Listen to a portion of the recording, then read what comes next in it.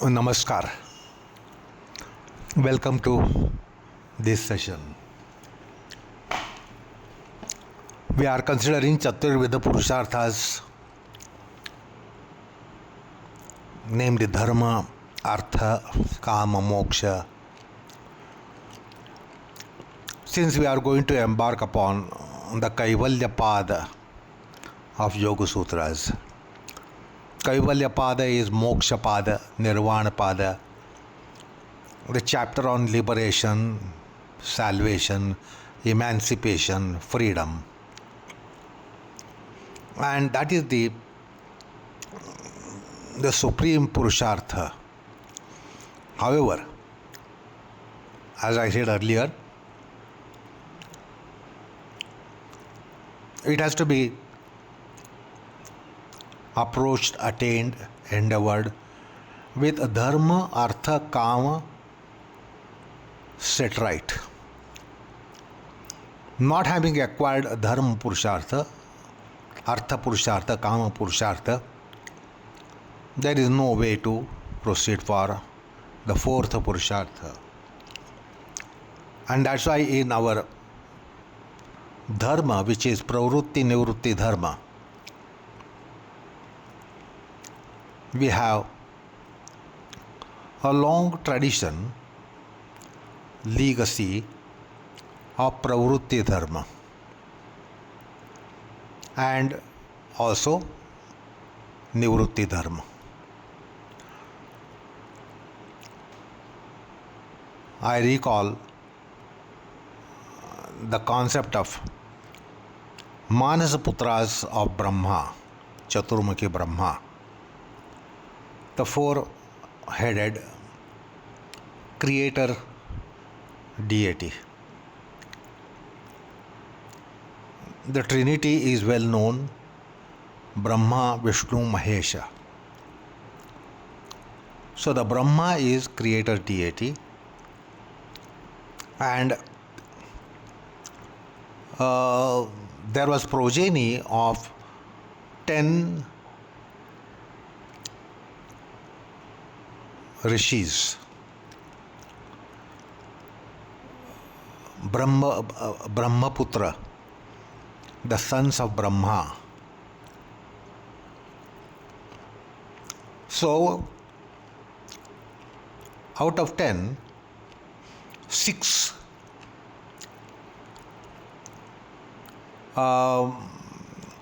were progenitors of pravrutti dharma, and the 4 were progenitors of nivrutti dharma. And the Upanishadic tradition tells us about these 4: Sanat, Sanandan, Sanat Sujat, Sanat Kumar. These were the 4 Manasaputras of Brahma, from whom stemmed the Upanishadic wisdom, or the ultimate jnana. So point is, the Vedic dharma is a beautiful blend of pravrutti and nivrutti. And in all eras we had saints, sages, rishis, munis, who gave us a beautiful compound, a blend of pravrutti dharma and nivrutti dharma.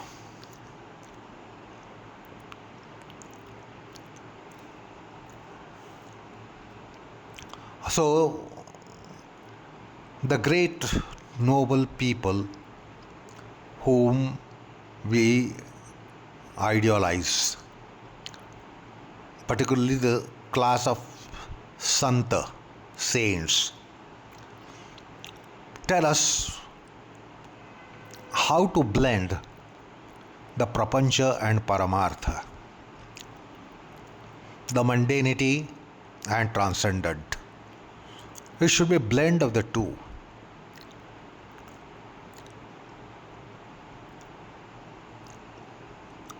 So, the pravrutti marga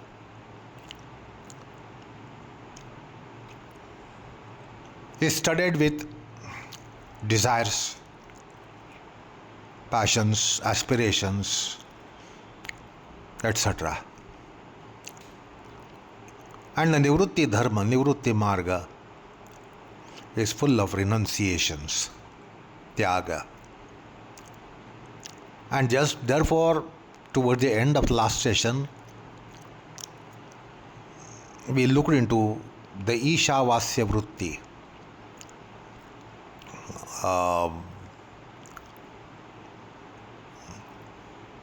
advocated by Ishavasya Upanishad.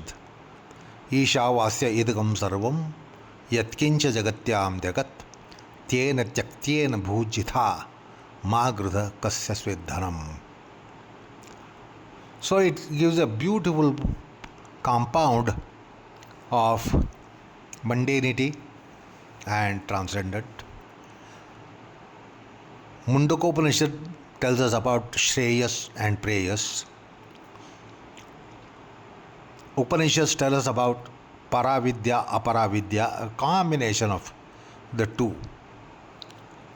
The lower should not be stampeded nor crushed. There must be a proper blend of the lower with the higher. So this is what the saints of Bharatavarsha have been convincing mankind time to time that prapancha and paramartha should go together. It is very rare case that somebody will just drift into paramartha, but that's a matter of qualification. But generally the advice is that we must keep one foot in mundanity and then proceed to acquire paramartha.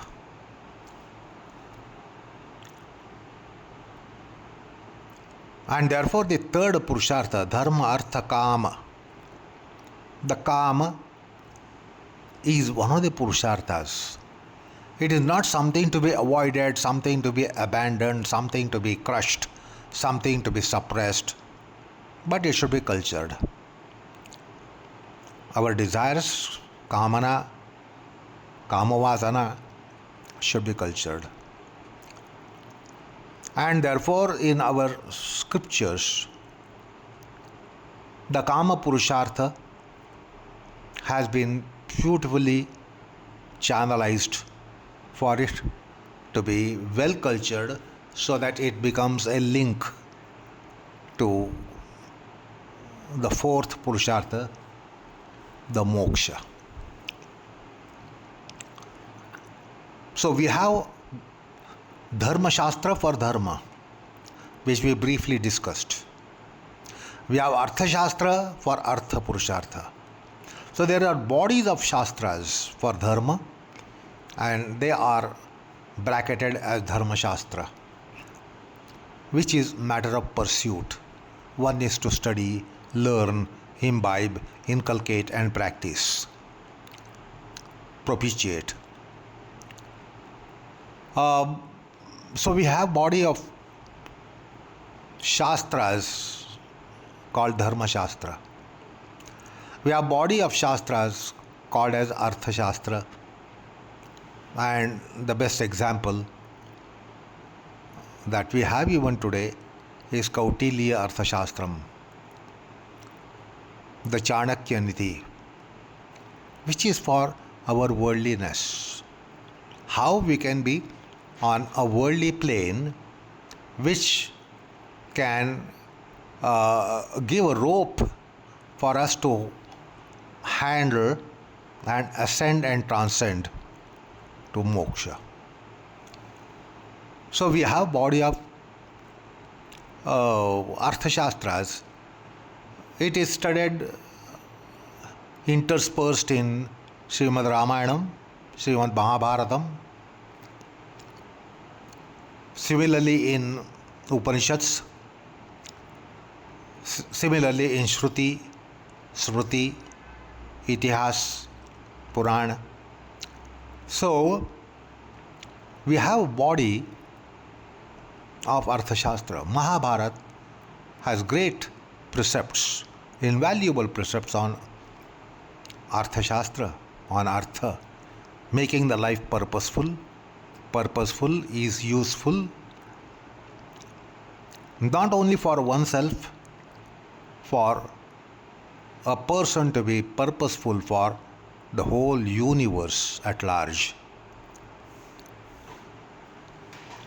Bhagavad Gita has lots of precepts on how to make the life purposeful. What should we do to keep our life purposeful? Not in our own assessments, but in assessments of the immortal people. For human beings, superhuman beings, gods, deities, demi-deities, semi-deities, and on the lower plane to infernal planes. So we must be having purpose in life. For entire life, terrestrial to celestial, to universal, so we must be worthwhile. Our existence should be worthwhile, not only for mankind, but life kind, which is spread in entire universe. So the point is, we have a body of shastras called Arthashastra. Similarly, we have great precepts with respect to Kama Purushartha. In our times, we have misconstrued one of the great treatises on Kama Shastra, which is Kama Sutra, Vatsyayan Kama Sutra. This text is well known, but it has been looked at in a biased, prejudiced way, and we look at it as something as how to satisfy merely sexual tendencies.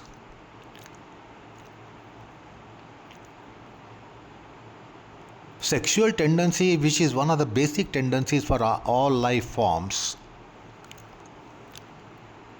You should recall Ahar, Bhaya, Nidra, Maithunam. These four are common for all the life forms, from microscopic life forms to human life forms to huge life forms to life forms in universe anywhere.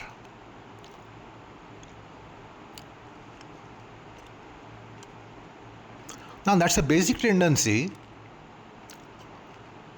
that nobody can be free from it. Then how to channelize it?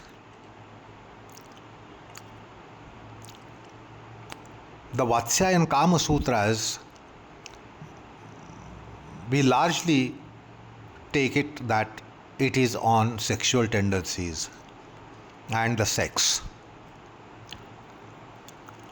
But that has a very laudable, praiseworthy place in Vaidika Dharma.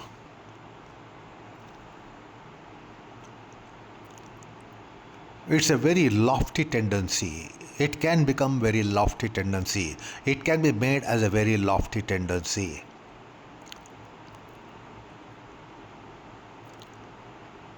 And therefore we have a kind of samstha called Lagna Samstha, the marriage, the wedding,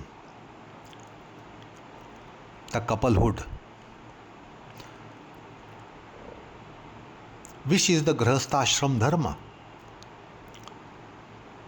So, we as human beings have desire for sex and progeny. But then we stand out amongst all the life forms. they only, other life forms only gratify their desire, which is the desire for sex. But whereas for mankind, for human beings, it has been given a lofty place, and therefore the word for lagna, wedding, marriage, is kalyana. It's a lofty concept. Kalyana is a lofty concept.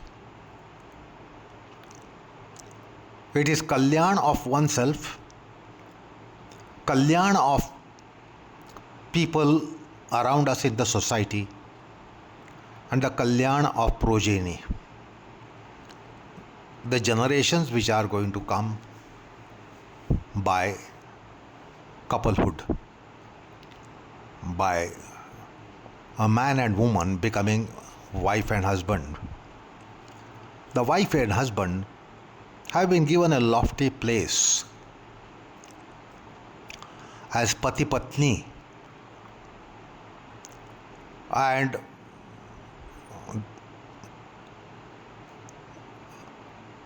we are also told at the same time that we must idealize the couplehood as portrayed by the combination of Lakshmi Narayan, the Almighty, and his consort. So even the Almighty had a consort. That is for the good and wellness and well-being and kalyan, upliftment of entire life forms, and even the world and universe. And therefore we have a samskar, and that those samskars are performed during the wedding, and that is called kalyanam. Kalyanam means something very auspicious, very blessed state, a blessed condition. So much blessed that the couple itself will be blessing the humanity and the life at large, the universe at large.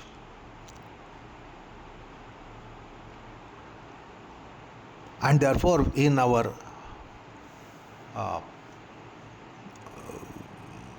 what we call as the celestials, we have the male-female combination, Shiva Shakti combination, Lakshmi Narayan combination.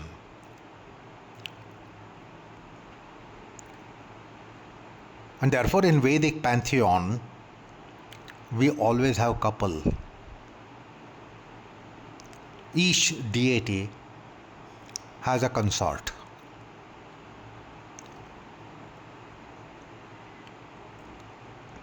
And the couple in the form of deity are there to propitiate the life of every kind and any kind.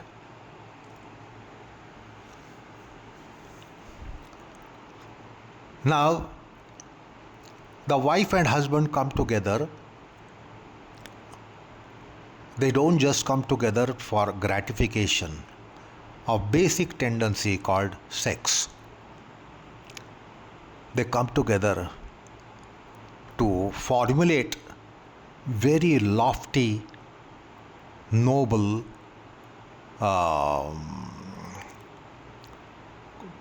a system called Grihasthashram. Grihasthashram is that ashrama out of 4 ashramas: Brahmacharya ashram, Grihasthashram, Vanaprasthashram, and Sannyas ashram, given by the Vedic culture and Vedic civilization. Grihasthashram is the caretaker, is the guardian of all the other 3 ashramas. Grihastha ashram sustains not only family, not only first family born out of the father and mother, but they also nurture, nourish. They are caretakers for those in brahmacharya ashram, those in vanaprastha ashram, those in sannyas ashram as well. And that's why the couple is called Lakshmi Narayan, the couple of Lakshmi Narayan, who is the protector deity in the Trinity. The point is the Kama. The Kama Sutra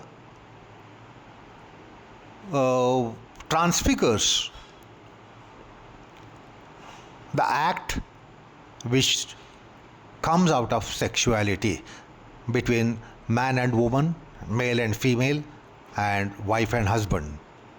With respect to human beings, they are Shriman, Shrimati, not Mr. and Mrs., not wife and husband, not Nara and Madi, but Shriman and Shrimati. Shri means glory. Shriman means glory exalted, and his consort is called Shrimati. So that it is Shrimanatvam and Shrimatitvam which is fostered in Grihastha ashram. And they come together for Suprajanam or Prajananam, and not just Jananam. It's not just to generate generations after generations after generations, but it is called Supraja. Su means auspicious. Praja means a progeny. So they do have certain restraints, they do have certain noble observances and restraints whereby they are able to generate Supraja or even Prajananam. Prakarshena jayate iti praja. So we have in Sanskrit the words such as praja, prajananam, supraja, and that is by sanctifying the wife-husbandhood, the couplehood. And there's that desire which is a biological desire for sex. So that is ennobled. It has lots of yamas and niyamas, which perhaps we had discussed while we were dealing with brahmacharya in yamas. So it is advised that one goes back to the brahmacharya discussed while we were dealing with ahimsa, satya, asteya, brahmacharya, aparigraha, the 5 yamas. So the Kama Sutras have become something like a text which should be hidden, read in secrecy, and concealed. But it's a noble treatise. How to gratify the natural tendency for sex, about sex, so that it doesn't violate dharma, it doesn't violate artha.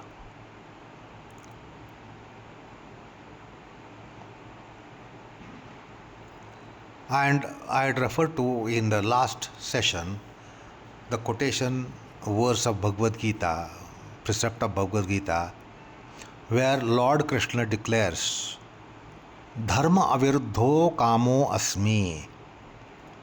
He says, I am the Kama whenever it is Dharma aviruddha, not violating Dharma virtuosity. Anyway, what I am trying to put across, that we have Kama Shastra, we have Kama Sutras, and well-known text that we still have is Vatsyayan Kama Sutra. it should be read in proper perspective. So that's the Kama Purushartha. Now coming to the chapter, the topic of the day is Moksha Purushartha. So let's try to get little introductory information into the fourth Purushartha: Moksha, Mukti, Nirvana, Kaivalya, Paramapada, Brahmapada, salvation, emancipation, freedom. So usually people think that the Parama Purushartha, this is the supreme Purushartha, it is only needed for those who are in spiritual endeavor. We don't see any relevance to Moksha Purushartha while we are on mundane plane, worldly plane.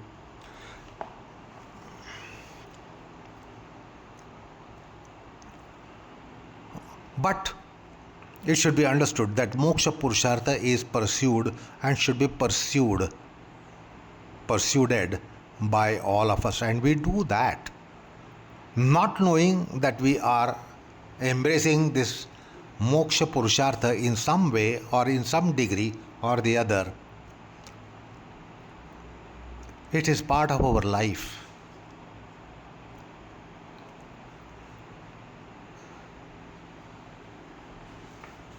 We commoners who are deeply sunk in mundanity, called prapancha, also called samsara, still we have some kind of endeavor for a kind of liberation, some degree of liberation, some form of liberation.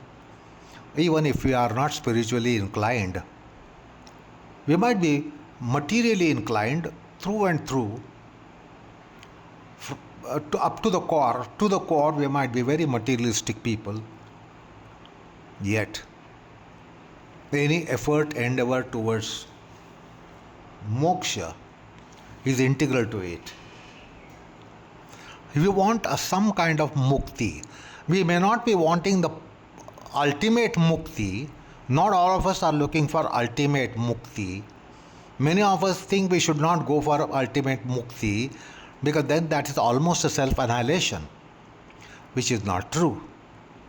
Anyway, the point is, all of us, every time, everywhere, anytime, look for something which is beautifully put in vernacular language. It is called dukkha mukti. Who doesn't want dukkha mukti? Who wants to be engulfed by dukkha? Who is that? Who is there who doesn't want a freedom from dukkha, sorrow? So dukkha mukti, bandhana mukti. We all know that we are bound. We know that we have shackles of some kind or the other. And therefore, our mukti, although it may not be ultimate mukti, it is some endeavor or it has importance to have dukkha mukti, bandhana mukti, ashaktata mukti. Ashaktata mukti means we are incapable, incapacitated, unempowered for so many things. So we want sabalata, we want sashaktata, and we don't want ashaktata. So wherever we have deficiencies in powers, we want freedom from deficiencies of powers and energies. And therefore we all seek for ashaktata mukti. We all look for ichha vighata mukti. We don't want our desires to be shattered. We can take an account of how much our desires are shattered, how many of our desires are shattered, and how many of our desires are attained. So, the ichha vighata overweighs ichha purti. So, ichha vighata mukti is also sought after by even a stark materialistic person. So, Ichha Vighata Mukti, Maryaditata Mukti, we don't want to be limited. We are exposed to our limitations, or our limitations are exposed to us, exposed to others very often, more often, and we are ashamed of it, or we are angry about it, about our limitations. We have detest for our limitations, we hate our limitations, and therefore we want freedom from limitedness. So we want liberation from limitedness, freedom from limitedness, emancipation from limitedness. That is called Maryaditata Mukti. Maryada Mukti. We don't want to be limited. So also Nirbalata Mukti. At many places and situations, we become helpless, hapless, hopeless. Now this is not cherished. We are angered by our ashaktata, durbalata, nirbalata, and therefore we want to be free from nirbalata, and therefore there is an endeavor for nirbalata mukti. So also vipannata mukti. We don't want vipannavastha. Vipannavastha means a condition where we are devastated. So we don't want such a condition that we are devastated. We want sampannata, not vipannata. Beautiful words of Sanskrit. We want sampannata, gloriousness, and not vipannata, devastatedness. So vipannata mukti is sought after. Durbalata mukti is sought after. Alpatva mukti, finitude. We all have dream for infinitude. So the finitude mukti, we want to be free from being limited. So alpatva mukti, we don't want to be limited in our resources. We don't want to be limited in our capacities. We don't want to be limited in our powers and prowess. So that alpatva is hated. Limitedness is hated. So alpatva mukti, we want to be free from alpatvam. So the alpatva mukti, daurbhiksha mukti, we don't want to be crushed in daurbhiksham. That is poverty, impoverishness. So we don't want to be in poverty. So that's all daurbhiksha mukti. So also ajnana mukti. We want freedom from ajnana, ignorance. No one likes to be ignorant throughout the life, stupid throughout the life, unwise throughout the life. So we want to cut these shackles asunder, and have ajnana mukti. So also ashakyata mukti, the shackle in the form of impossibility. How many impossibilities are there for us as mankind? So we face lots of limitations by impossibility in our life. We hate the impossibilities in our life. So also akshamata mukti, incapacity. We don't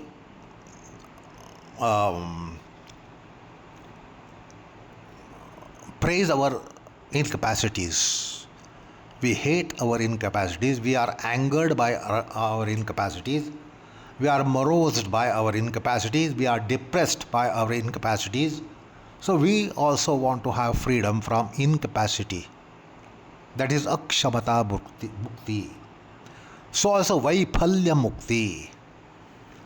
Vaiphalya is viphalata. Viphalata is failure.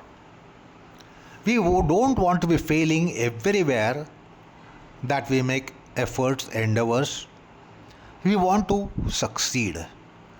We want success. We cherish success. We look for success. We dream of success. We don't dream of failures. So Vaipalya Mukti means Viphalata Mukti. Viphalata means failures, unsuccessfulness. So we don't want unsuccessfulness in our life. We hate it. We have detest for it. So also Durmukhata Mukti. We don't want to be saddened. Durmukha means sad face, sad condition, sad mind, sad state of mind. So we won't want Durmukhata. We don't want Durmukhi. We want Sumukhi. So also Nishaktata Mukti. So Nishaktata is the intense limitation. Hapless, helpless, and hopeless condition. We don't want that in the life. We want to cut asunder all these limitations, particularly in the form of Nishaktata. And therefore, the mukti is quite pervasive. Whether you are spiritually inclined or not, whether you are materially inclined to whatever extent, stark materialistic person, bhogavadi, ihovadi, jadavadi, anatmavadi, yet we have detest for all limitations by which we are bound, by which we are limited, by which we are sorrowed, we are vexed, we are tormented, we are angered, we are unhappy, we are sorrowed.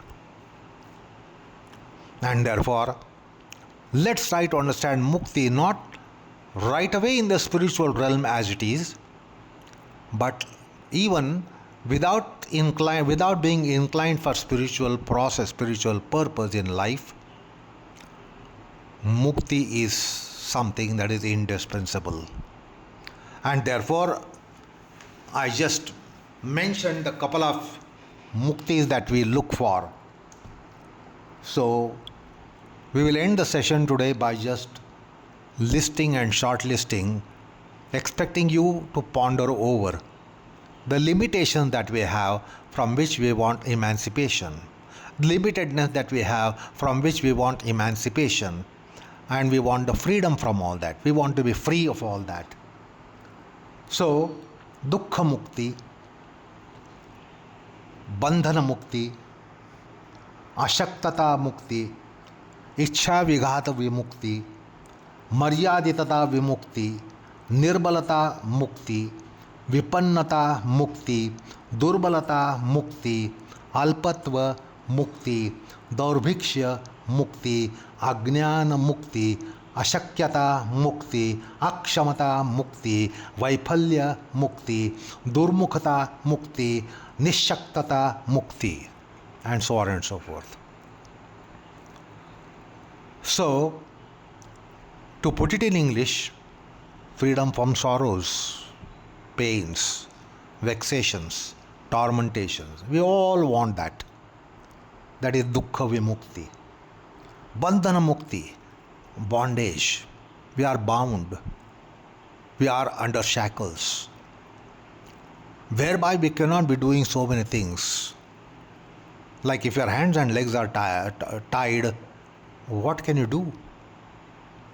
So we have shackles which really give tormentation of some kind. Bandhana Mukti, we are bound. Ashaktata Mukti is a lack of capacitedness. We are incapacitated. We are not capacitated. We lack capacity. And therefore our desires are shattered. Our success is impaired. So that is Ashaktata Mukti. Ichha Vighata Vimukti. It is natural for us to have our desires shattered. We cannot fulfill the desires. The desires are obstructed, and this is a form of sorrow. So that is Ichha Vighata Vimukti. Then Maryaditata Vimukti. We are limited. Our limitations are exposed very often in the life. So we are quite limited.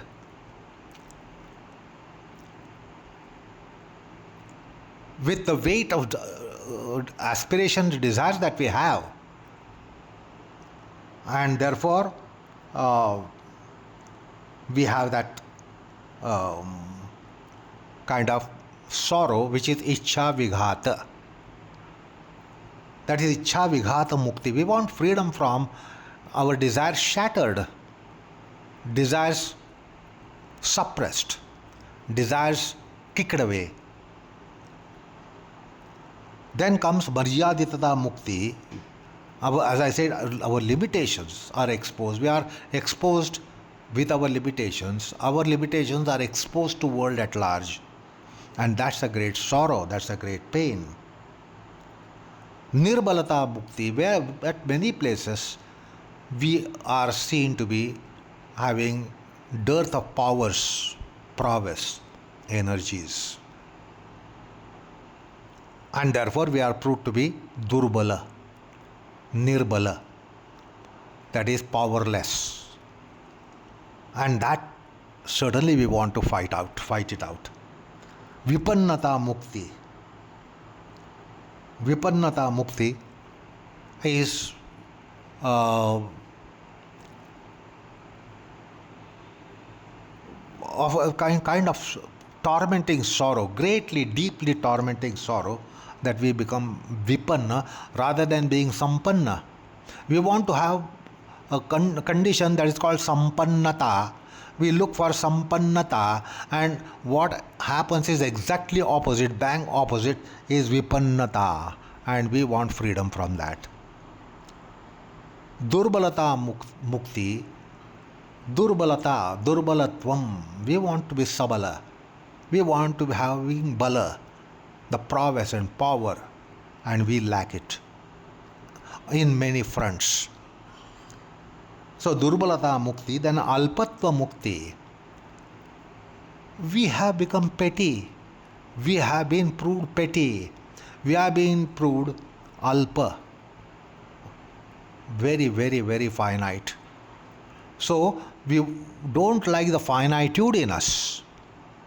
And that is the Alpatva Mukti. Daurbhiksham. So this is poverty. We have poverty, not only material poverty, but so many poverties: intellectual poverty, character poverties, psychic consciousness poverties. So we want to overcome all these poverties. It's not physical poverty merely. We have poverties in so many respects. Ajnana Mukti, we have ignorance, which is hated. We have detest for ignorance. Then Ashakyata Mukti is impossibility. Impossibility engulfs from all sides. We are engulfed by impossibilities and maybe slight opening for possibilities. This is not a laudable state, desirable state. Then Akshamata, incapacity. We want to be capacitated for anything that we want to do in life. All our desires in life, we need to be capacitated rather than incapacitated. So that is Akshamata Mukti. Vaiphalya Mukti. Vipalata Mukti, the failure. We want freedom from failures that we face. Many of us in our life, most of us have this condition that most of the places we fail. We are failures. We don't succeed. Comparatively, some people are successful everywhere in their life. And then we are bang opposite, that most often, more often, we fail. So we are failures. And failure is not something that is cherished or sought after. So Vaiphalyam Mukti, we don't want anything that we do to be going futile. That is Viphalata. Durmukhata Mukti, we don't want to be having punctured faces. Nishaktata Mukti, that we should not be proved powerless. We should not be proved as absolutely having dearth of any power at all. That's a kind of poverty. So try to understand the poverty which can come in so many forms. Rich people have poverties. With what respect should be figured out. Not that the rich people don't have poverty. They can have poverty in so many things. Poverty in character, poverty in intelligence, poverty in so many aspects. So the point is, mukti is all pervasive purushartha. And it should not be mistaken that mukti is only for those who are spiritually inclined, who are in spiritual endeavor. But even those who are in materialistic endeavor, we are looking for mukti. So, well, with this enunciation, let's conclude today's session, and let us try to continue this, the fourth Purushartha Mukti, enunciation to Mukti, and various dimensions of Mukti as a part of formal education about it. So, enough for the time being. Namaskar, all of you.